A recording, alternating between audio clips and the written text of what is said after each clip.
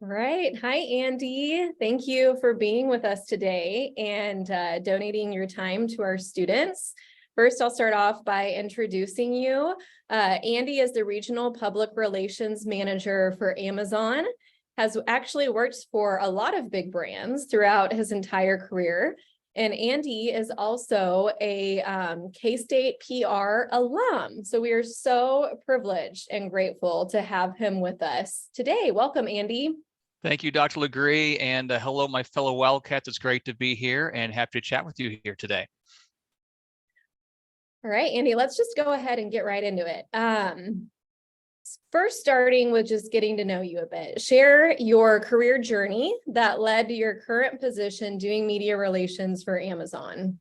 Certainly. Well, I will just say if I listened to my high school senior self, I probably would have saved myself some time, but would have missed out on some experiences. So even back in high school, when you had to shadow a profession, I chose public relations. And at the time, I shadowed a PR rep for what is now the Sporting Kansas City soccer team, had to write a report on it, and it was great. But then when I came to K-State, I actually started in the business school.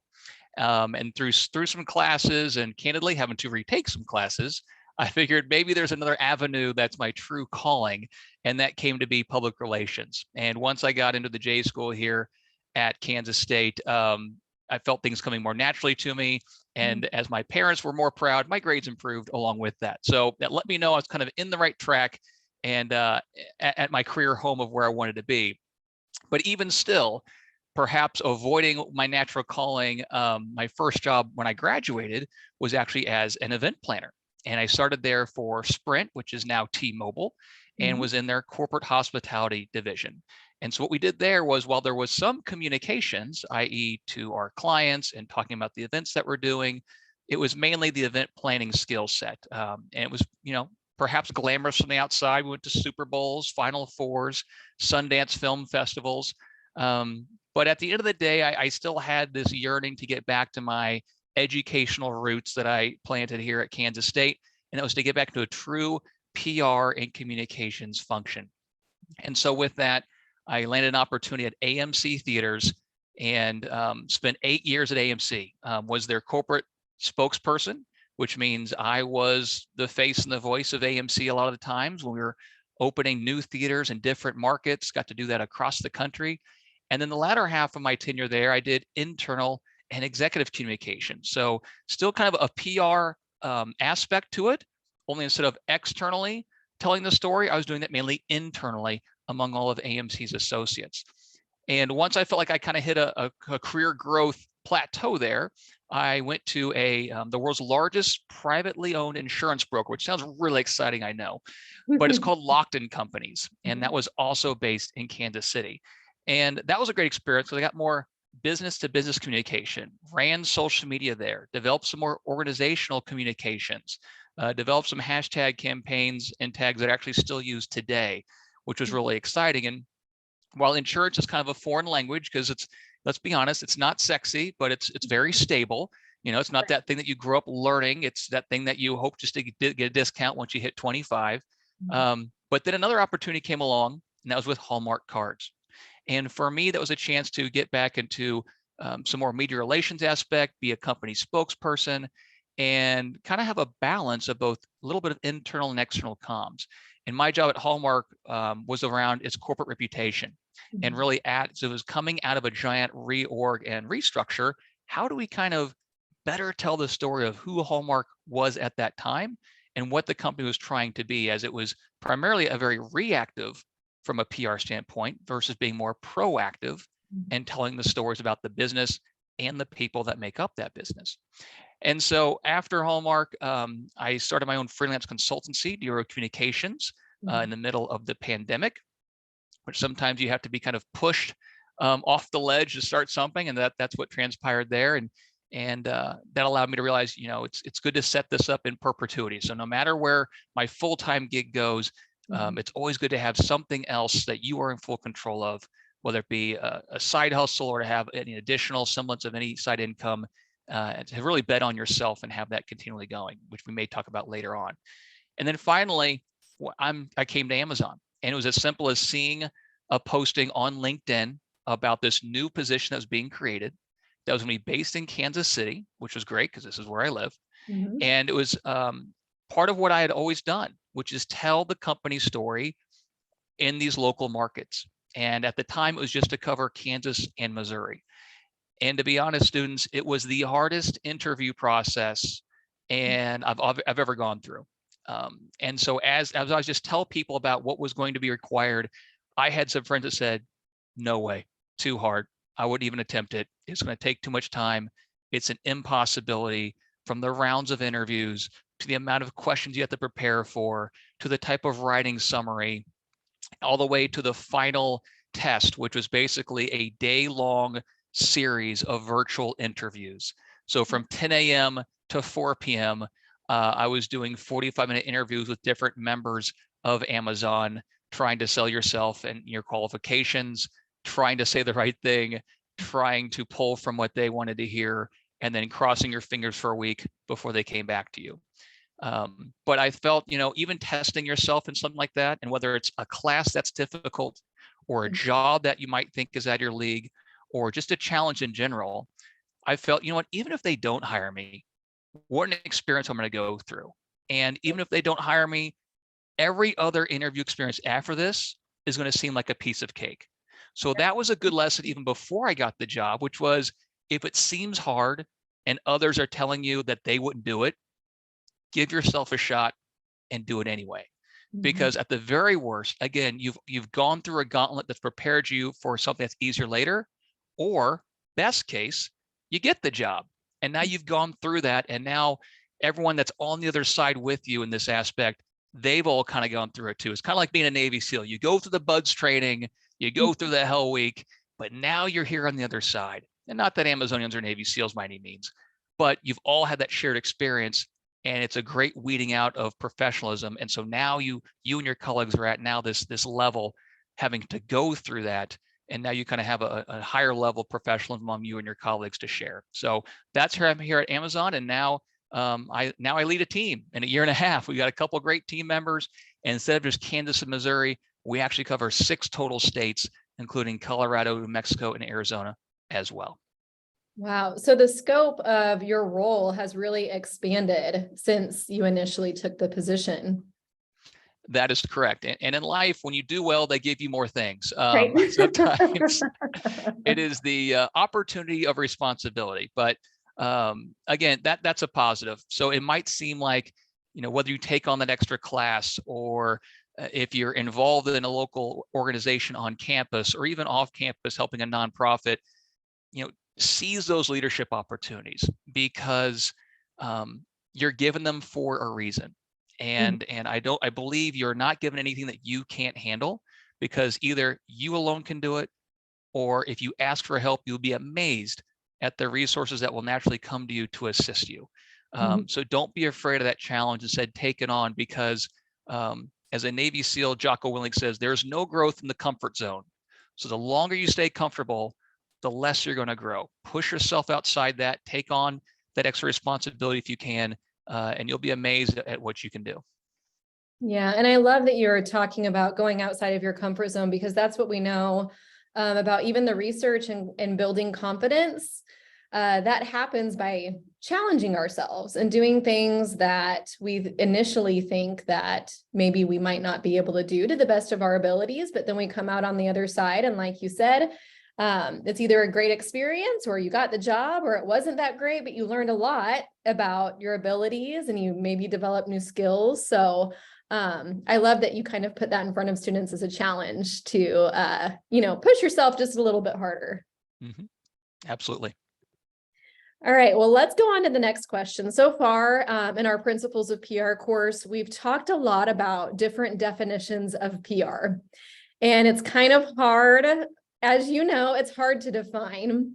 And we've also discussed how to the general public, PR is a field that's hard to understand, because so much of the work PR pros do is unseen.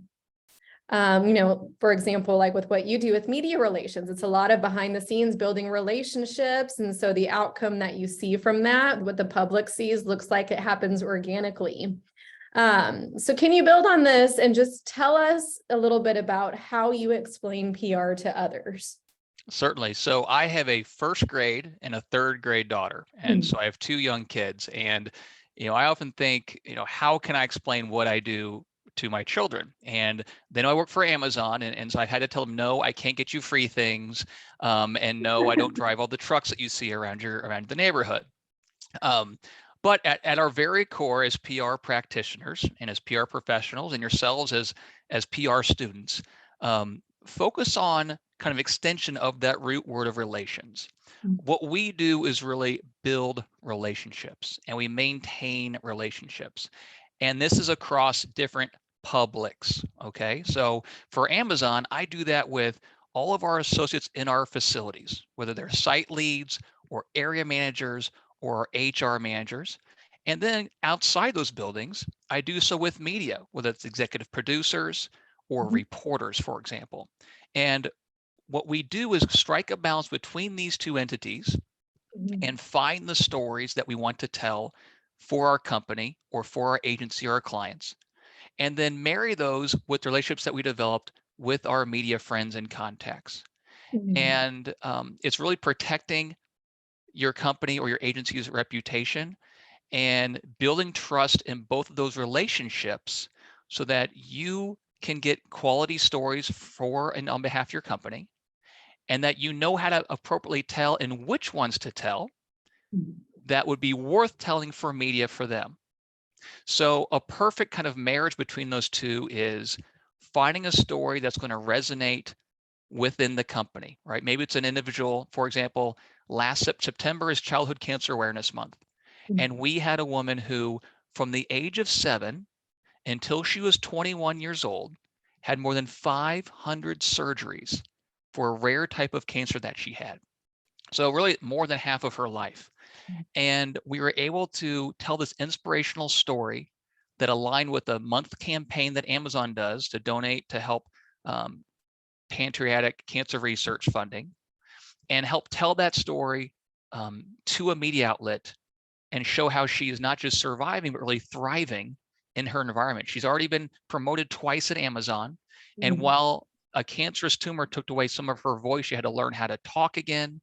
Sometimes it's hard for her to speak, but she still smiles as much as she can. She's a positive attitude, and she's a great employee. So it's earning that trust within your company to appropriately and respectfully tell those stories. And then in turn, getting that trust from your media contacts that when you go to them with the story, you've got something that's well thought out. What are the visuals? Is this something that's going to tug at the emotional heartstrings of your audience, whether it's viewers or online readers? And is this timely? So in that example, it was September, Childhood Cancer Awareness Month, very timely news item. And it's a personal profile of someone in the community that's sharing her story of strength that not only can inspire others, but also raises awareness for what the company's doing, which is helping to raise funds for even more of these brave children fighting a battle every single day. So really, public relations is about building those relationships across your different really clients that you have both internally and externally. Wow, I love that story. What an inspirational story you've shared there. I have a follow-up question to that. One of the things that we talked about the first week of class is that oftentimes PR professionals, we're looking for opportunities to share our organization stories. And sometimes that involves being really creative and kind of looking externally, like you said, with September being, was it Pancreatic Cancer Awareness Month? Yeah, Childhood Cancer Awareness Month. Childhood Cancer Awareness Month. Yeah, you identified that as an opportunity to kind of leverage what Amazon was already doing with an existing campaign. And then you saw how that kind of aligned really well with this really great story of one of Amazon's employees. So my question for you then is, what are some ways that you look for opportunities or that you find opportunities to share those unique stories? Where do some of those stories come from and how do you learn about them, especially with an organization like Amazon that's so large, but you're also localizing these stories to specific regions? Certainly. So there's a couple different paths or avenues that you can go down that you both give and receive information. And so within my position, we cover a certain territory within Amazon. So for me directly, I cover Kansas, Missouri, and Nebraska. Mhm. And within those states, I have a different range of facilities that reside. So they could be very big buildings like fulfillment centers, Mhm. slightly middle-sized facilities called sort centers, or smaller facilities called delivery stations, which is where all those Amazon trucks come, pick up the packages and deliver them directly to your doorstep. Mhm. And so within each of these types of facilities are wonderful associates, whether they're site leads, whether they're individual delivery service partner owners, or even what we call process assistants that are individuals who happen to work at facilities. So part of my job is being familiar with the facilities, being familiar with the people, and having what I call my story leads at each of these buildings.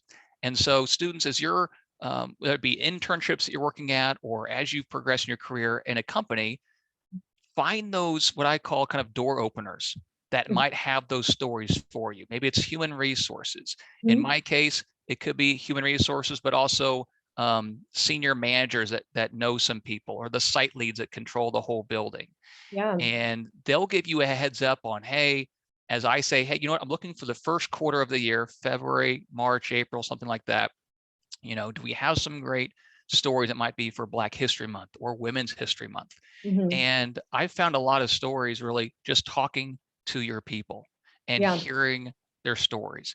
And oh my gosh, you know what, we had one in Kansas City that we have a female-led leadership team at a Mhm. newly opened building, which is pretty rare in the logistics business. And Right. so for International Women's Day on March 8th, I'm going to pitch this great female-led leadership team, which is unique in the industry, but Yeah. they're rocking. They're rocking it. Yeah. And That's so it's at a cool. cool robotics facility. There's cool things to see, and it's timely. So really Mhm. talking to your people, knowing your own sites. Now, another path is what's kind of asked of you, not just what you're proactively getting.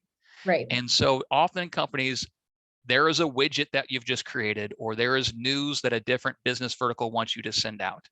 And so that is something else that you take and then you have to digest of, then put yourself in the media's shoes, which is, how does this make the viewers' lives better, easier, Mhm. simpler, or are they getting something for free? Mhm. And you have to put even though you're not a reporter, put your reporter hat on. You have to think about what's going to make a good story for them. Right. And if you have something that's not answering some of those questions, then empower yourself to go back to your company or to your business lead and say, hey, this is a great shiny widget you've just developed. However, if I'm not able to tell people how it benefits them, or where Mhm. they can access it, or who gets it, Yeah. then that's going to be hard for me as a PR person to help Mhm. tell this story. Right. So don't just think of yourself as fully on the side of who you're pitching it for.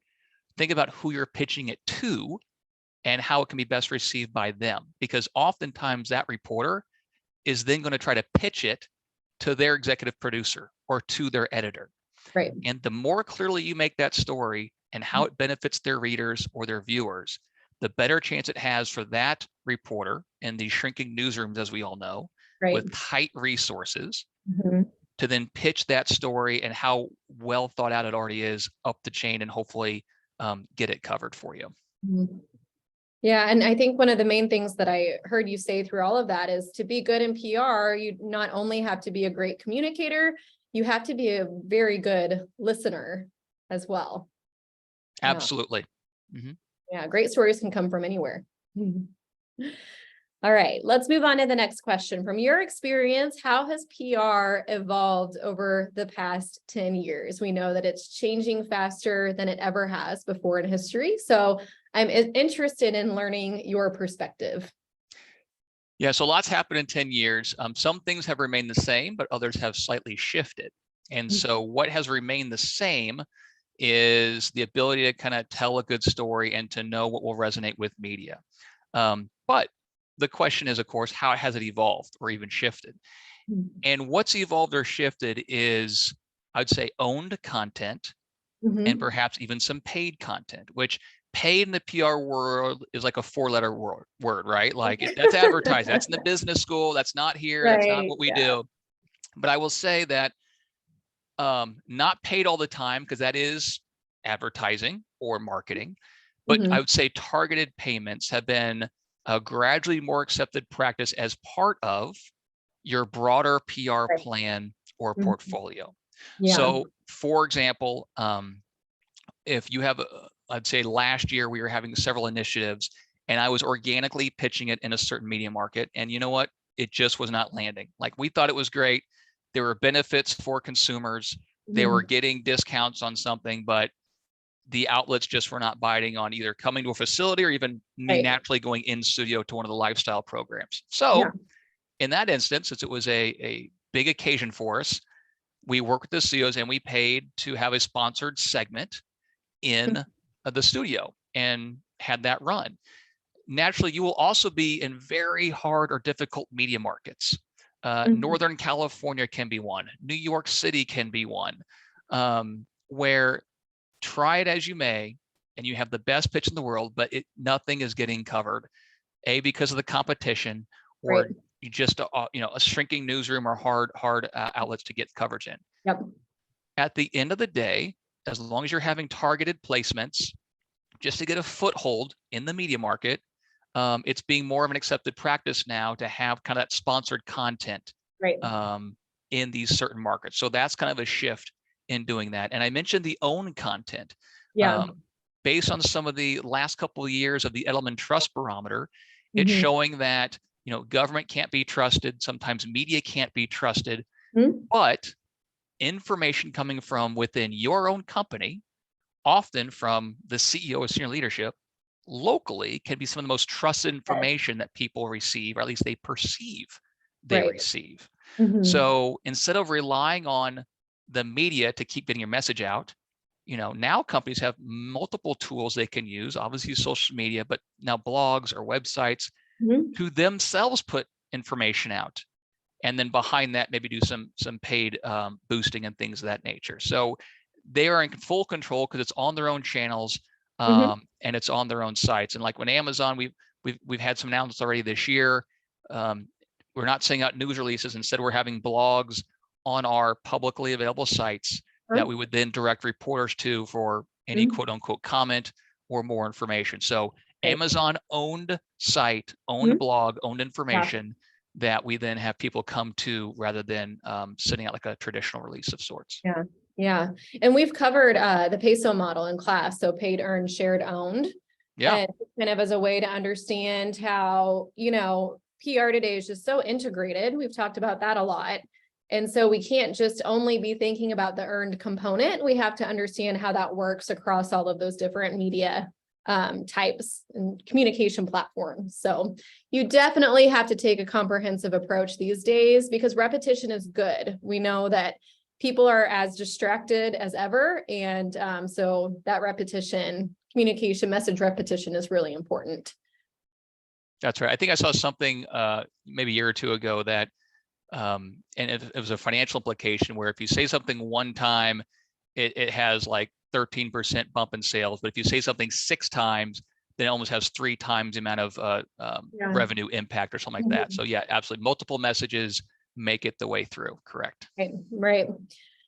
All right, next question. What does the day-to-day look like in a position like yours? Can you share? Oh, and then I have a follow-up question after that. So just day-to-day. And I know a lot of people are attracted to this field because of the diversity in the day-to-day, how different, it can look. So I guess just do your best to tell us what a typical day might look like for Andy DiOrio. Sure. And I think a lot of students, like, they're in this platform because it's not a standard day, right? You don't clock out, do one task, and then you're Yeah. done. So there's a mix of things, and especially as students, as you grow in your careers, which I know you'll do a great job of doing, there's kind of what we call the individual contributor type of role, where you can only, and I say only have to, but focus on what you do. But then as you get into the manager level, you're not only looking out for yourself, but you're also trying to look out for your team and helping them plan and strategize as well. So like I said, I have a great team of 2 others. And so today, for example, we are in January, obviously, at the time of this recording. So we're working on our year-long plans. And so we had a 2-hour discussion about kind of our plan for each of our respective states, headwinds that we have coming into this year based on perhaps challenges we had last year, what we're learning about those, and maybe how we can circumvent or try different tactics heading into this year. Yeah. And then kind of planning month by month, what are our kind of our tent pole ideas or Mhm. our pitches that we have coming. Maybe it's a facility opening. Yeah. Maybe it's a monthly observance. Like we've talked about, June is Pride Month, for example. Let's check with facilities to see if they're doing community walks or engagements for certain month observations. Mhm. And then other maybe business vertical requests that we're getting for story placements for other types of news that we have that we know about already. And then kind of planning and charting those out is a big part of kind of what we're doing right now. But already this month, I've had a new facility open up in the Omaha, Nebraska market. So it's kind of getting that together, getting the news release together and pitching that out and working with media on that. We have a request come in that we kind of turned around and said, well, here's how we think is a better way to do it, and kind of put some of that back on the business to do some of the pitching based on some of the requirements and things like that. So one of the leadership principles at Amazon is have a backbone and disagree and commit. So students, if it doesn't pass the smell test, be empowered to push back on your respective learnings and your expertise, because don't just think of yourself as a PR pro, but you're a chief communications officer for Mhm. your respective entity that you're the PR person for. Mhm. So if you mentally kind of prepare it that way and have that confidence, some company, some nonprofit, some agency put you in charge of communications for a certain thing, whether Mhm. that's the company overall, a certain client in an agency, or the whole nonprofit. Mhm. So while there may be that imposter syndrome out there, take that as, no, I am here for a reason and I'm trusted for a reason. Mhm. And while we always continue to learn new things as we go day to day in our lives here, especially in my role, it's okay to be humble and transparent, but also trust in your own ability and knowledge and expertise. So a lot of different variables that can fly. But the good news is there's no standard or regular day, which makes it always exciting in the PR world. Right. Yeah, always fun. Some days are mundane. Other days you're just running around, going from event to event or, yeah, those types of things. So I think it's just such an exciting career field. Um, Share with us a time that you felt really rewarded by your work. Every time I see a story land and get published, Mhm. and a media relations formula I've developed is, 50% of PR is just getting media to respond to you or to respond to a Yeah, pitch. right. Then the other 40% is them actually showing up to your thing, whether that's an opening, a profile story, a launch, an event, whatever it is. And then the final 10% is when you hold your breath and see if or when or how it actually runs, either in print Right. or Mhm. online. Mhm. I have had, no one respond to me, but then they show up. I have Mhm. had no one respond to me or respond and show up, and I see them filming something, but it never makes it to air because it might Mhm. get bumped for another story and that sort Right. of thing. Yeah. So that's kind of the 100% formula of if all those things happen and then you see it air and you hold your breath and you see how they couch it and you're okay with it and it looks good, then you exhale and you say, this is what's rewarding. All that work, and you can see it happen right Mhm. before you, and then you can share it and say, look, this is what we did, and this is how we're better helping to tell our story. So yeah, and it hasn't gotten old, to be honest with you. So the first time I pulled off a successful interview segment on TV to the most recent time I've done it, it's equally rewarding every single time, which is pretty cool. And I think that's why people that are in PR stay in PR, because you have that kind of constant, I would say, reward, but also visual proof that you did a great job, which is nice to kind of stack these wins throughout the year that far outweigh the times when perhaps a pitch doesn't land when you want it to. Right. Right. A quick follow-up question to that. How do you develop kind of a thick skin, I guess, or resilience when those pitches aren't really going where you wanted them to go, or the outcome isn't as good as you were expecting? This is something that I learned early in my PR days is, you get so excited and you put together this pitch that you think is just, how could anyone turn this down? But then it happens and you can't take it personally, and you can't let that interrupt, your kind of charisma going forward. So I'd love your thoughts on that. Yeah. So PR is also about living to fight another day. And there are numerous factors on why no one's going to pick up your pitch or not even respond to you that Yeah. have nothing in your control.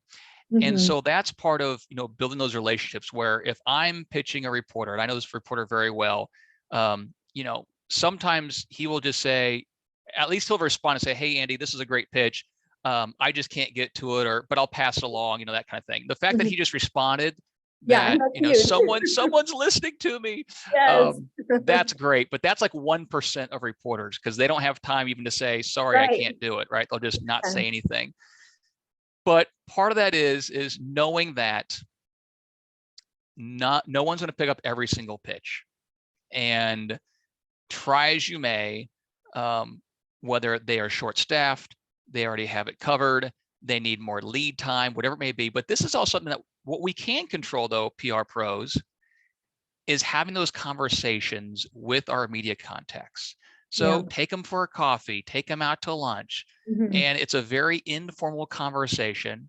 And you're not approaching them as, why aren't you writing my stuff? Right. It's more of, what?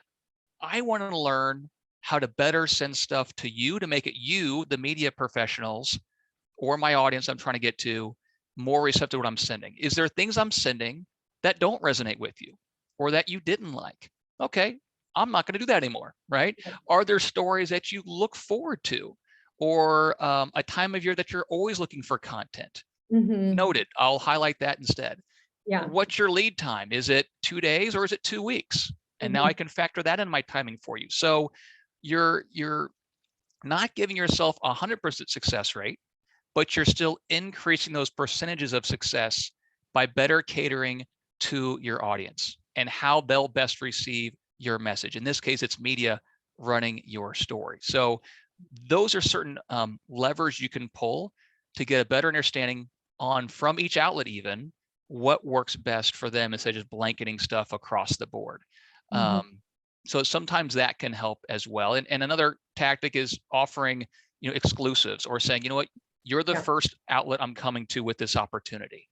Mhm. And, if I don't hear from you by the next 48 hours, I'm going to move on to a different outlet. So that also can help spur an interest to try to get a target outlet to run your story. So it's tough when someone says no, and rejection is always hard. Mhm. But the more you can go into it really has a coin toss chance of being picked up, then, and you have more coming down the rest of the way, that it's a law of averages. I mean, to be a baseball Hall of Famer, you basically can hit 30% of your pitches and still get in the Hall of Fame. So keep that in mind and keep on pitching. Mhm. All right. I love that analogy.